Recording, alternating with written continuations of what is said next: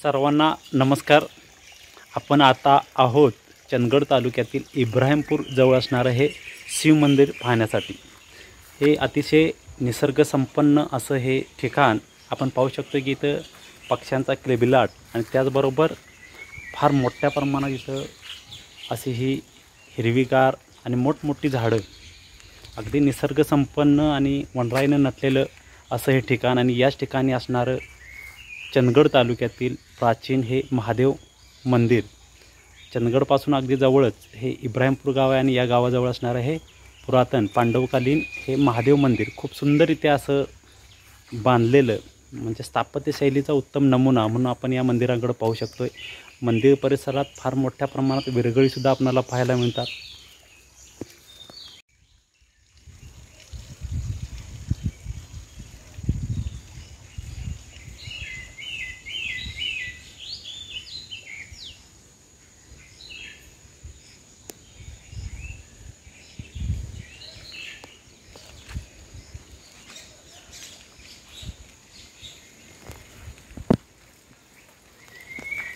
सर्वेश तो पक्षीवर ओढतोय, दिसला का?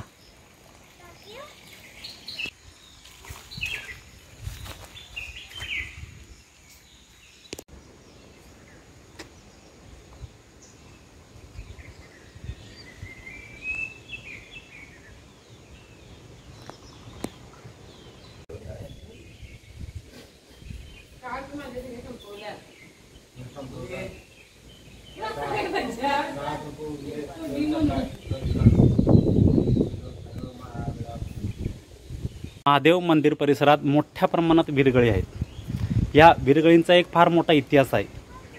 या ठिकाणी आपण पाहू शकतो ह्या विरगळी या ठिकाणी अनेक आहेत की एखाद्या वीराच्या स्मरणार्थ ही विरगळ उभारण्यात आलेलं असतं। या ठिकाणी तुम्ही पाहू शकतोय हा जो 3 टप्प्यात ही विरगळ आहे, 1, 2 आणि 3। या ठिकाणी संबंधित हा जो वीर पुरुष आहे त्यानं जो पराक्रम गाजवला तो या ठिकाणी दिसतोय की हा इथं युद्ध चाललेलं आहे। त्या युद्धात या वीरानं फार मोठं कार्य केलं आणि तो या युद्धात धारातीर्थी पडला। त्यानंतर ही जी दुसरा टप्पा आहे या ठिकाणी विरगळींचा, संबंधित अप्सरा वगैरे आहेत त्या त्यांना स्वर्गात घेऊन चाललेल्या आहेत असं या ठिकाणी दर्शवलेलं असतं। आणि हा जो तिसरा टप्पा आहे या ठिकाणी बघा इथं पिंड आहे, म्हणजे हा जो वीर पुरुष आहे तो शैवधर्मी असून म्हणजे शिवाचा उपासक असा आहे। अशा या ठिकाणी 3 टप्प्यात या विरगळी आहेत।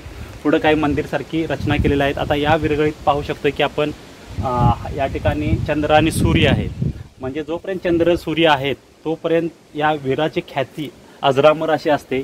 या मोठ्या प्रमाणात या विरगळी आहेत। खाली बघितलं की तो वीर कोणत्या कारणासाठी तो धारातीर्थी पडला हे कळून चुकतं, म्हणजे या भागात चंदगडच्या या परिसरात फार मोठ्या प्रमाणात या वीरांनी वीर होते आणि त्यांच्या स्मरणातच या ठिकाणी विरगळी उभारण्यात आलेल्या आहेत। या ठिकाणी सुद्धा आपण पाहू शकतोय वेगवेगळ्या प्रकारे हे युद्ध कसं चाललं आहे, किंवा या ठिकाणी तुम्ही पाहू शकता की हा अश्वावर बसून हे बघा हे युद्ध चाललं आहे। हा अश्वावर आहे, हा धनुष्यबाण घेऊन आलेला आहे।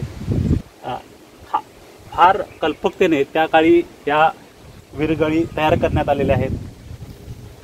ह्या मंदिराच्या पाठीमागं या विरगळी ठेवण्यात आलेल्या आहेत। या ठिकाणी तुम्ही ही विरगळी बघा 4 टप्प्यात आहे, 1, 2, 3, 4। या ठिकाणी गोधन दिसून येते आपणाला या ठिकाणी, म्हणजे संबंधित वीर हे त्या गोधन म्हणजे गायींचं संरक्षण करण्यासाठी तो कार्य करत होता हे दिसून येत आहे। आणि ह्या ज्या पुढच्या अवस्था आहेत या ठिकाणी आपणाला दिसून येतात।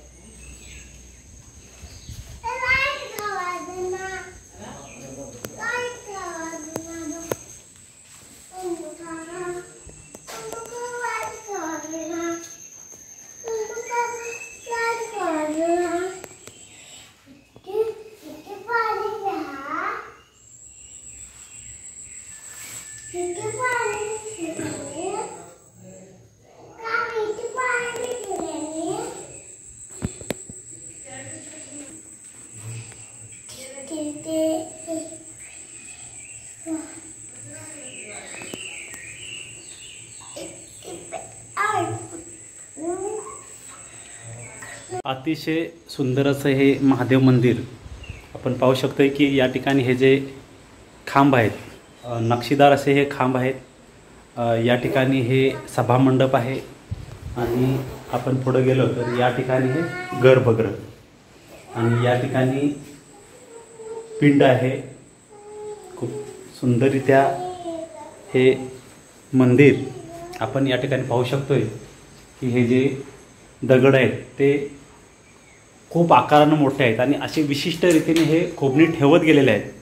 कुठंही या ठिकाणी सिमेंट वगैरे त्या काळी नव्हतं आणि अशी रचना करून सांधेमोड करून या ठिकाणी हे दगड ठेवलेले आहेत. खूप सुंदर असं हे कोरीव काम आहे. पिलर्स आहेत, याच्यावर संपूर्ण भार आहे. आपण वरचे दगड पाहू शकतोय किती मोठमोठे दगड हे सांधेमोड करण्यात आलेले आहेत. पण आता काळाच्या ओघात या ठिकाणची ही जी उजवी बाजू आहे ही काही पडझडच्या अवस्थेत आहे.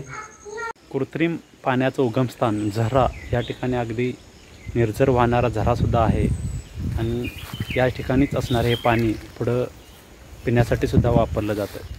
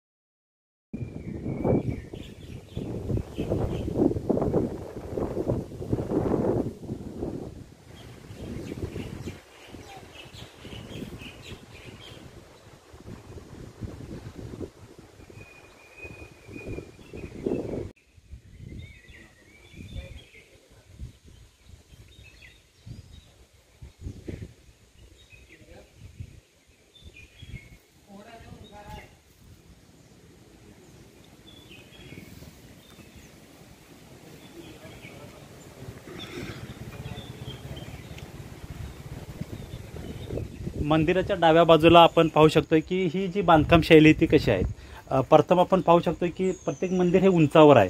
हे आपल्याला खालची दगड दिसून येतात विशिष्ट उंचीवर. या ठिकाणी आपण अलीकडच्या काळात म्हणतो पाणी जे आत पडू नये, बाहेर पडावं.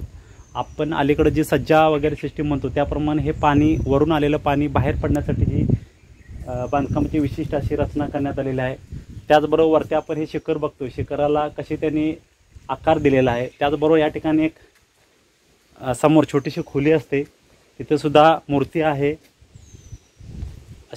अशा रीतीनं ही बांधकाम शैली. आणि या ठिकाणी आतले जे पिंड आहे त्या पिंडीचं जर आपण अभिषेक केला तर त्याचं जे पाणी आहे ते सुद्धा या ठिकाणी बाहेर येतं.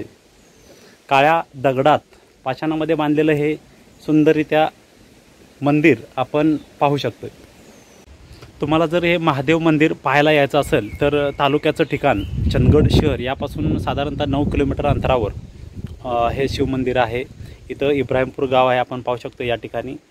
या गावापासून साधारणतः अर्धा 1 किलोमीटर अंतरावर हे मंदिर आहे. सुरुवातीला तिकडं या ठिकाणी जैन मंदिर आहेत, 2 मंदिर आहेत आणि तिथून थोडंसं पुढं आल्यानंतर हे शिवमंदिर आहे. अगदी निसर्गाच्या सानिध्यात वसलेलं चंदगड तालुक्यातील एक खूप सुंदर असं हे ठिकाण आहे. आपण नक्की आवर्जून या ठिकाणी भेट द्या.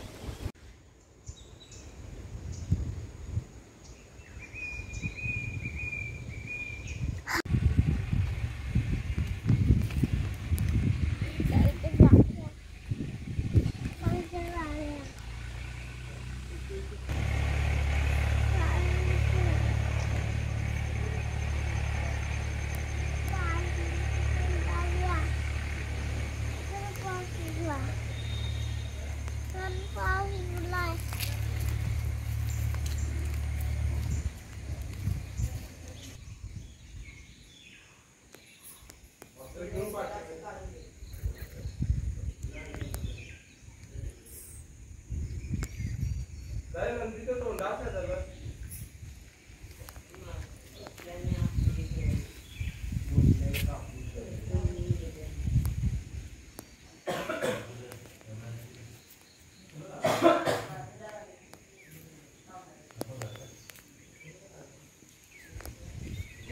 आहे